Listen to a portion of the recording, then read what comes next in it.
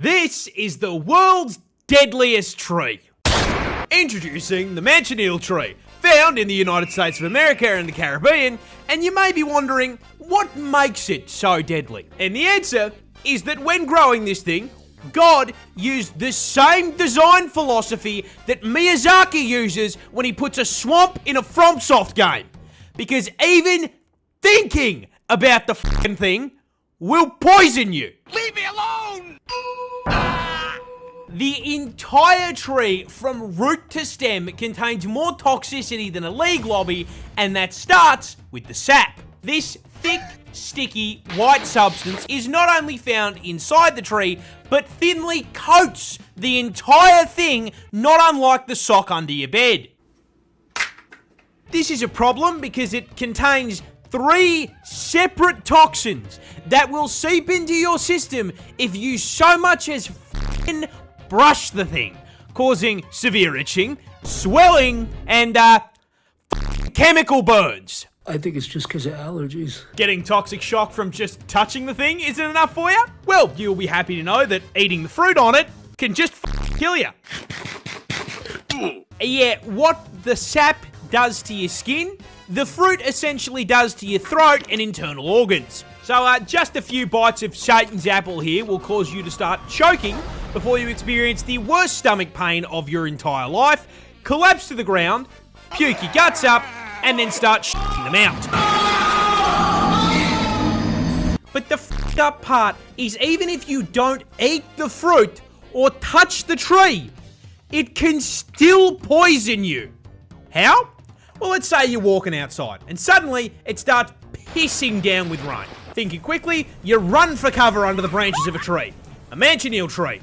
The rain hits the leaves and the branches of the tree, mixes with the toxic sap, and then falls directly onto your fucking head.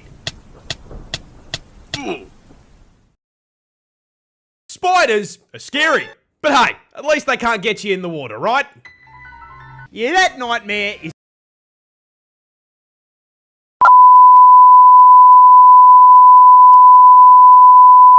a fishing spider. Native to the land down under, because of course it fucking is. And you may be wondering why the fuck this thing is pulling a Jesus. Well, you see, fishing spiders have no webs.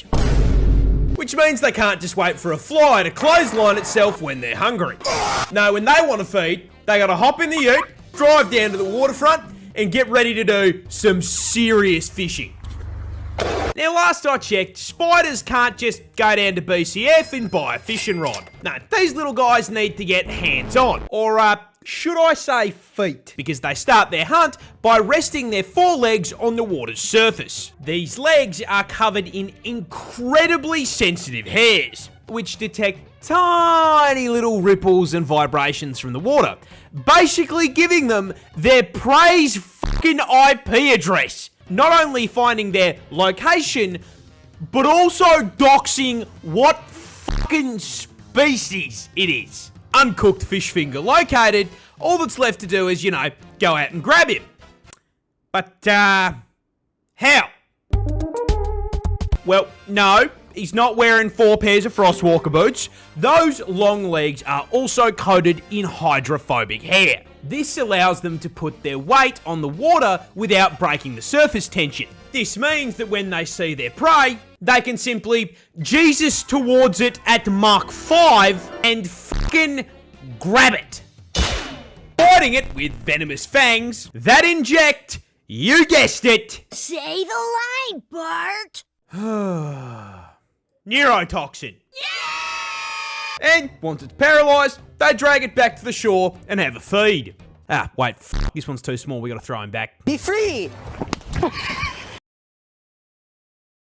This plant explodes. But why? Well, you see, this is a squirting cucumber. Stop giggling. I see you laughing. Stop it. This is serious. These things are found worldwide, and to understand where this thing got its name, you need to understand how most plants spread their seeds. You see, most of the time, plants store their seeds in their fruit. Birds then swoop down, grab their food at the drive-thru, eat it, and fuck off. They then digest the flesh of the fruit, but shit out the seeds. Seeds hit the ground, get fertilized, and the cycle begins anew. But the squirter is poisonous. Every single part of the plant is toxic, so if Tweety here eats it, he's gonna become a KFC family bucket. So if that's the case, how does it spread its seed?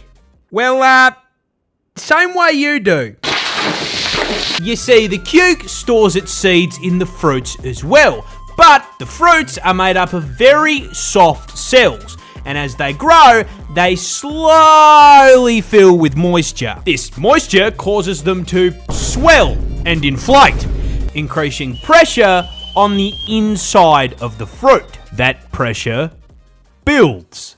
The fruit stretches until finally all that pressure is too much for the stem to bear, and it pops out like the pin in a grenade. And with that opening, all those seeds and all that pressure finally has somewhere to go.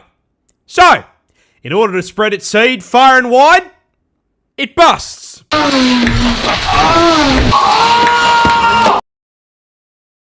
This pig went on an alcoholic rampage. No, that's not clickbait. This really happened, and as with all good drunken rampages, our story takes place in fucking Australia. More specifically, it starts in the middle of fucking nowhere, WA, where a couple blokes were out camping.